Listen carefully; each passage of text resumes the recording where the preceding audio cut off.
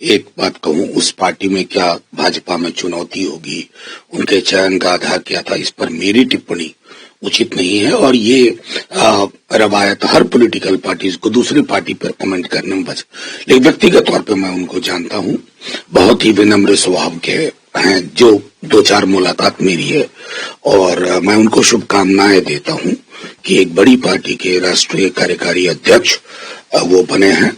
असंख्य शुभकामनाएं। दूसरा सवाल फिर यही, प्रधानमंत्री मोदी आज जॉर्डन, इथियोपिया और ओमान की 4 दिवसीय यात्रा पर जा रहे हैं। अब देखिए, प्रधानमंत्री जी अगर विदेश यात्राओं पर जाए तो उस पर कोई पॉलिटिकल टिप्पणी तो कतई नहीं हो सकती है।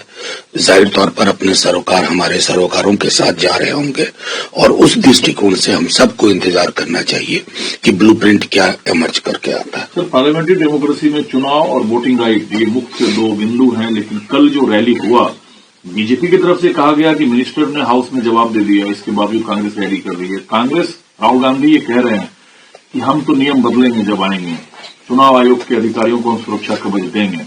देखिए, मेरा एक चीज कहना है कि चुनाव आयोग से कोई सवाल वो लोकतंत्र के स्वास्थ्य को लेकर के होता है। मैं आपकी वार्ड सर्विस के माध्यम से 100 दफे कह चुका हूं और आज दोहराता हूं, level playing field is integral to the electoral process in a democracy. क्या वो लेवल प्लेइंग फील्ड बरकरार रहा है? अगर लेवल प्लेइंग फील्ड नहीं है तो चुनाव स्वतंत्र और निष्पक्ष किस प्रकार होंगे?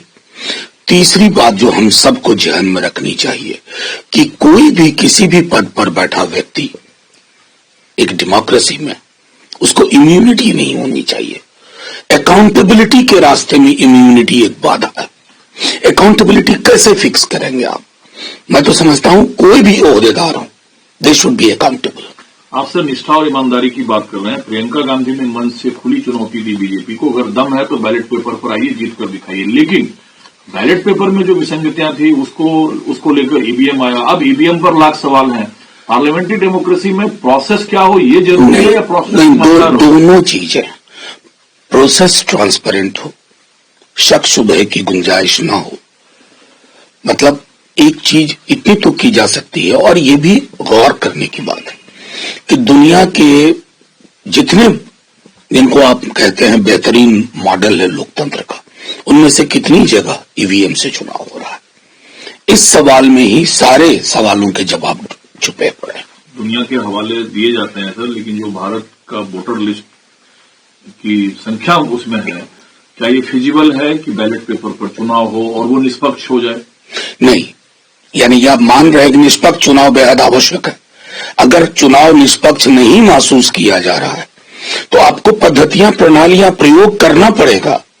देखिए, अंततः जनता को, लोगों को ये भरोसा देना जरूरी है कि मैंने ये बटन दबाया, वोट यहां गया, और वो जो प्रक्रिया है, चाहे इलेक्टोरल रोल का हो, मैं दोबारा दोहरा रहा हूं, लेवल प्लेइंग फील्ड का हो, ये चीजें लोकतंत्र को अस्वस्थ करती हैं, बीमार कर देती हैं। इसका निराकरण आवश्यक है, क्योंकि आर्टिकल 324 में कहीं नहीं लिखा हुआ है कि चुनाव आयोग कस्टोडियन है किसी बैलेट का या किसी मशीन का।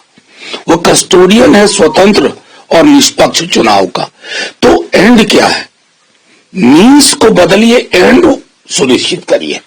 फिर से वही सवाल, AQI 500 के करीब ऑनलाइन हियरिंग होंगे, बच्चे चाहें तो स्कूल जाएं या ऑनलाइन क्लासेस लें, ये आमतौर पर जो प्रिकॉशंस अपनाए जाते हैं वही इस बार भी है। लेकिन भारत जैसा देश जो दुनिया की चौथी इकोनॉमी है, वो अपने देश की राजधानी में AQI लेवल जब 500 देखता है तो लोग भी परेशान। नहीं, AQI लेवल क्या जनता जाकर के ठीक कर देगी, नोच लेगी, बदल देगी?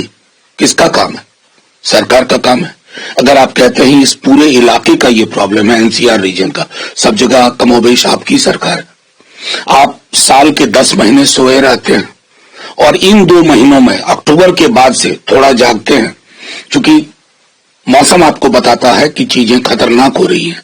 एक्नॉलेज नहीं करते हैं, डिनायल के मोड में रहते हैं। और मैं कह रहा हूं 2-4 दिन में अगर बारिश प्रकृति ने कर दी, थोड़ा इसमें रिलीफ हो जाएगा, लोग भूल जाएंगे, फिर अगले बरस का इंतजार होगा, फिर तब आपके एजेंडे में आएगा। बीच में सरकारें सोती रहेंगी। कल सर रामलीला मैदान में रैली, और इस बीच जयपुर महिला कांग्रेस की अध्यक्ष, जयपुर महिला कांग्रेस के अध्यक्ष ने जो बात कही पीएम मोदी के लिए कि मोदी तेरी खबर खो देगी, आज नहीं तो कल खो देगी। रेफरेंसेज ये था कि जो वोट चोरी हो रहा है उससे सरकारें बनाई जा रही है, लेकिन बीजेपी इस पर हमलावर है अक्सर प्रधानमंत्री को लेकर। देखिए, मैं समझता हूं कि विमर्श कभी भी इस स्तर पर नहीं होना चाहिए। हम विमर्श को गिरता हुआ देख रहे हैं। मुझे प्रधानमंत्री जी से भी शिकायत होती है विमर्श को लेकर के। आप देश के और उनके बारे में बोला जाए तो उससे भी शिकायत होती है। प्रधानमंत्री जब भैंस मंगलसूत्र मुजरा बोलते हैं तो कष्ट होता है, जब ये कब्र खोदने की बात होती है तब भी कष्ट होता है। नुकसान किसी व्यक्ति का नहीं है, किसी पद का नहीं है, नुकसान इस देश के लोकतंत्र का है। क्या हम सभ्य संवाद नहीं कर सकते? कहां बोला जाता था? इस तरह की बातें कहां होती थी? प्रधानमंत्री तक के बारे में हम लोग टिप्पणी करते थे। लेकिन ये मैं तो समझता हूं कि कई चीजों पे बंदिश लगनी चाहिए। ये मुर्दाबाद का स्लोगन भी बंद होना चाहिए। कोई आवश्यकता नहीं। क्यों मुर्दाबाद में किसी का करूं? आक्रोश के शब्द नहीं why should you wish death for somebody? ये मुर्दाबाद जो हम लगाते हैं इस पर भी बंदिश हो। जो कंडेम दिस स्टेटमेंट, जो मैं सीधे तौर पर कहता हूं, प्रधानमंत्री जी द्वारा या प्रधानमंत्री जी के लिए या किसी भी अदना नागरिक के लिए, आम नागरिक के लिए भी इस प्रकार की शब्दावली का इस्तेमाल हमारे लोकतंत्र के लिए बेहद खतरनाक संकेत है।